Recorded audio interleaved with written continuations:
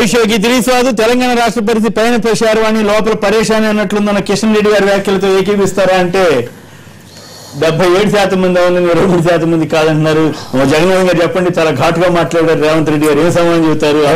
అంత అన్యాయంగా ఎట్లా వ్యవహరిస్తారు? రేవంత్ రెడ్డి చాలా యువకుడు, చాలా మంచి వక్త, చాలా ఉంటున్నారు. చెప్పండి చెప్పండి. నమస్కారం. ఒకటి ఒక మాట అన్నారు రేవంత్.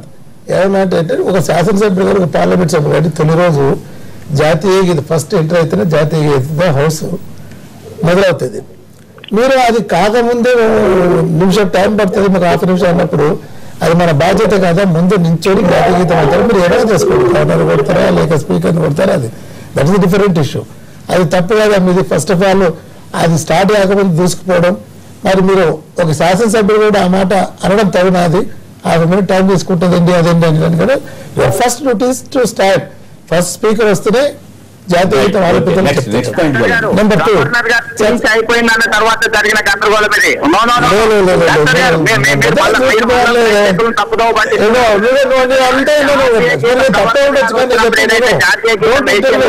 అప్పుడు జరగలేదు. గవర్నర్ గారు స్టార్ట్ చేసినప్పుడు జరిగిన సంఘటన రెండోసారి జరిగేది, మొదటిసారి కాదు. గవర్నర్ గారు వచ్చినప్పుడు ఏ దాంట్లో జరగలేదు. గవర్నర్ గారు ఉపన్యాసం పోడియంలో గవర్నర్ గారు స్పీచ్ అయిపోయిన తర్వాత కూడా మళ్ళీ జాతీయ గీతం వస్తుంది.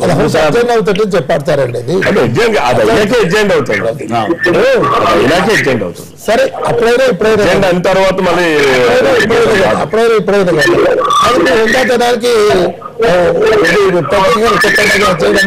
అయినా కానీ సరికాదు. జగన్నాథం గారు సార్, మీరు సీనియర్, వాళ్ళు మా సభ్యులు మాట్లాడింది ఏంటి? ఓకే, అక్కడ ఏం జరిగిందో తప్పు చేశాము, లేకపోతే జాతీయ గీతాన్ని అవమానించామని మీరు అంటున్నారు. మేము చేయలేరు.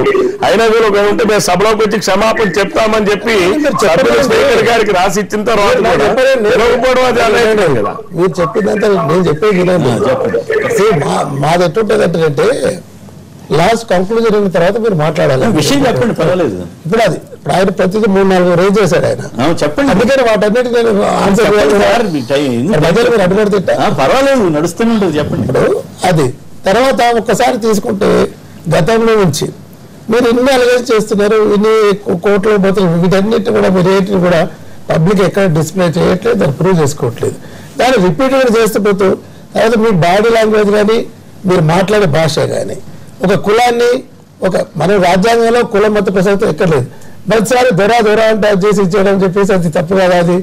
అది మీకు భావ స్వాతంత్రం ఉందని ఒక శాసనసభ్యుడిగా మాట్లాడే తప్పు కదా. అది ఇవన్నీ రెచ్చగొట్టే విధానాలు. అందుకని సెషన్ మొత్తం మీరు వినండి సార్, దీనికి దానికి సంబంధమైన విషయాలు చెబుతున్నారు. నేను చెప్తాను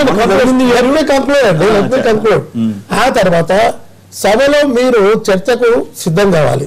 అది కాకుండా గవర్నర్ స్పీకర్ని డిక్టేట్ చేస్తారండి, రాష్ట్రపతి స్పీకర్ డిక్టేట్ చేస్తారండి. They don't have any role at all.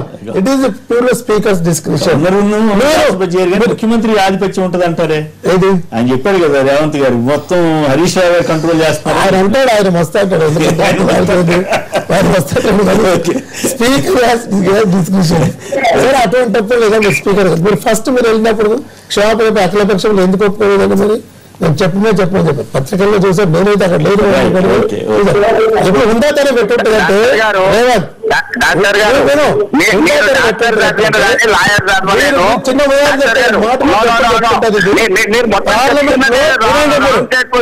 Doctor గారు, గవర్నర్ గారికి అన్ని హక్కులు ఉన్నాయి. గవర్నర్ గారు ఒకవేళ ఎవరినైనా మంత్రిగా కూడా తిరస్కరించిన సంఘటనలు ఈ దేశంలో ఉన్నాయి. గవర్నర్ గారు ఖచ్చితంగా ఏం జరుగుతుందో ప్రభుత్వం నుంచి ఖచ్చితంగా ఇన్ఫర్మేషన్ చెప్పుకుంటూ కాల్ఫర్ చేయొచ్చు. స్పీకర్లను మీటింగ్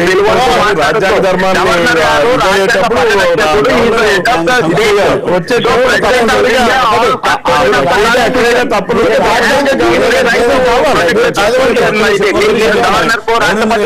చెప్పండి డాక్టర్ గారు, మీరు మాట్లాడకండి, కేసీఆర్ ని సమర్థించండి. రెండోది ఒక్క నిమిషం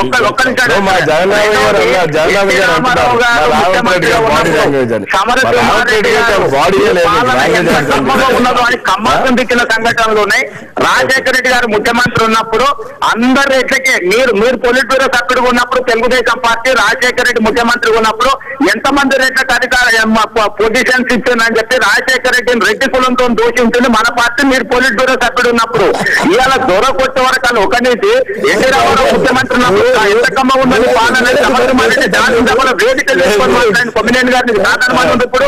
కాబట్టి దురపరస్తావన ఎప్పుడైనా వస్తుంది, అన్ని కులాలను కూడగట్టుకొని పోవాల్సిన సందర్భంలో ఒకే కులాన్ని తను దగ్గర తీసినప్పుడు ఇలాంటి చర్చలు జరుగుతాయి. ఈ రోజు 1% ఉన్న వాళ్ళు 4 మంత్రులు అండి, 4 తీసుకుంటారు. తండ్రి కొడుకు అల్లుడు ఎందుకండి ఈ రోజు ఒక్క మాదిగ లేడు, ఒక మాల లేడు, ఒక మహిళ లేదు మధ్యవర్గంలో. ఇది అవమానం కదా, ఇది రాజ్యాంగం మాదిగ మాల మహిళ లేకుండా ముగ్గురిని లేకుండా మంత్రివర్గం పెట్టుకున్నాడు. పెద్ద లిస్ట్ చదివాడు ఏ రెడ్డి గారి కట్టించింది తప్పండి. కాంగ్రెస్ పార్టీ హయాంలో ఐ థింక్ సమరసింహారెడ్డి గారు కమ్మాలకి ఎవరెవరు పదవులు ఇచ్చారని ఆయన పెద్ద లిస్ట్ గారు ఎందుకు మాట్లాడుతున్నారు జ్వర అనేది. తెలంగాణ ప్రాంతంలో జ్వర అనేటటువంటి మాట మొదటి నుంచి ఆ దొరతనం అంటే ఏదో చంద్రశేఖర రావు గారు ఈ రోజు కొత్తగా వచ్చారు.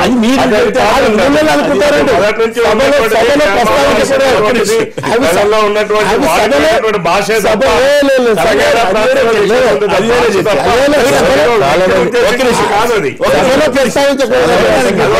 ఉద్దేశించింది కాదు. కొత్తగా రేవంత్ రెడ్డి గారు చెప్పింది అక్షర సత్యం.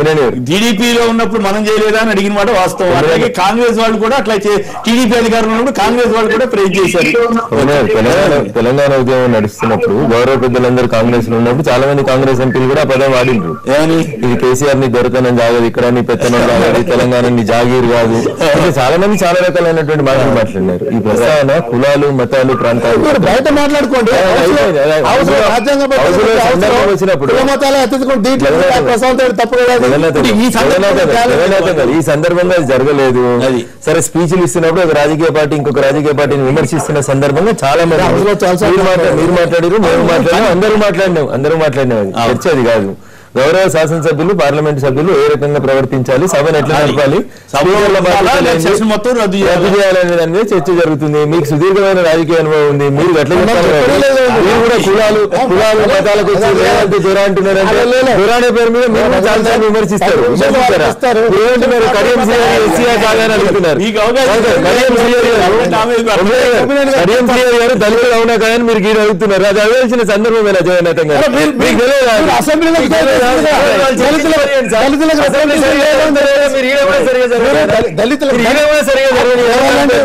చెప్పింది కరెక్ట్, మేము తప్పదు.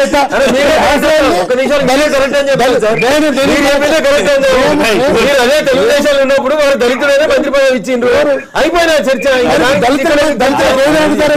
టీడీపీ వాళ్ళు రేట్ చేస్తున్నారు. చంద్రబాబు నాయుడు దళితులకు వస్తున్నారు, దళితులకు ప్రాతినిధ్యం అంటారు మీరు. అవును, ఉపకులాలకు సంబంధించి ఫైనల్ గా రేవంత్ గారు ఫైనల్ గా ఒక కంక్లూజన్ చెప్పండి. ఏంటి మీ భవిష్యత్ కార్యాచరణ ఏమిటి? సమాధానం చెప్తారు. నిన్న జరిగిన శాసన మండలి ఎన్నికలు చూసినాము. మొదటి ప్రాధాన్యత ఓటులోనే రామచంద్రరావు గారు గెలిచిందంటే ఈ రాష్ట్రంలో టీఆర్ఎస్ పరిస్థితి, కేసీఆర్ పాలన మీద ప్రజలు ఒక తీర్పు ఇచ్చిండ్రు. మేము మళ్ళీ ప్రజల దగ్గరికి వెళ్తాం, జరుగుతున్న అన్ని సమస్యలు చెప్తాం. ఈ రోజు పోడు వ్యవసాయం చేసుకుంటున్న గిరిజనులందరినీ కూడా అడవులకి 50 ఏళ్ళ నుంచి చేసుకుంటున్నారు, రోడ్ల మీద పడేసి పోలీసులు పెట్టి కొట్టిస్తున్నారు. సో ఇట్లాంటి సమస్యలు చాలా ఉన్నాయి. సమస్యల మీద పోరాడాలి.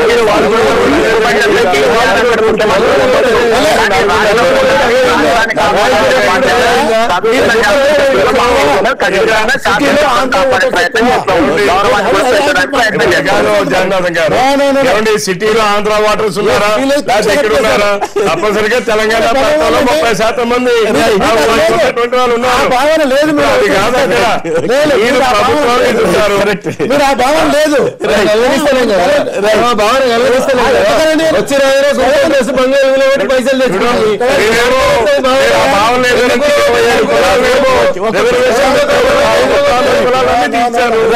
కేసీఆర్ గారు ముఖ్యమంత్రి గారు 26 కులాలు ఏమన్నాడు? సరే జరిగింది జరిగిపోయింది. ఇప్పుడు తెలంగాణలో ఉన్న వాళ్ళంతా లేదా తెలంగాణ వాళ్ళు ఒకటే అప్పీల్ చేస్తున్నారు.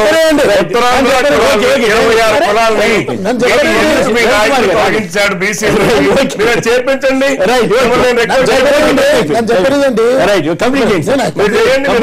మీరు చెప్పిన తర్వాత కూడా మీరు లేదని చెప్పి కక్ష కట్టుకుని ఓటు వేసినప్పుడు డెఫినెట్ గా దీంట్లో జరిగింది ఒకటి ఏంటంటే ట్విన్ సిటీస్ లో రంగారెడ్డి జిల్లాలో ఆంధ్ర ఓటర్ శాతం ఎక్కువ ఉంది. కాంగ్రెస్ కుమ్ముక్త అయింది. తర్వాత మేము టైట్ ఫైట్ అనుకున్నాము, సరే ఓడిపోయాము. ఇది ఇండికేటర్. అదేం పెద్ద గెలిచాం కదా మరి. ఏకపక్షంగా రాలేదు. ఫస్ట్ పొలిటికల్ ఓట్లతో గెలవలేదు.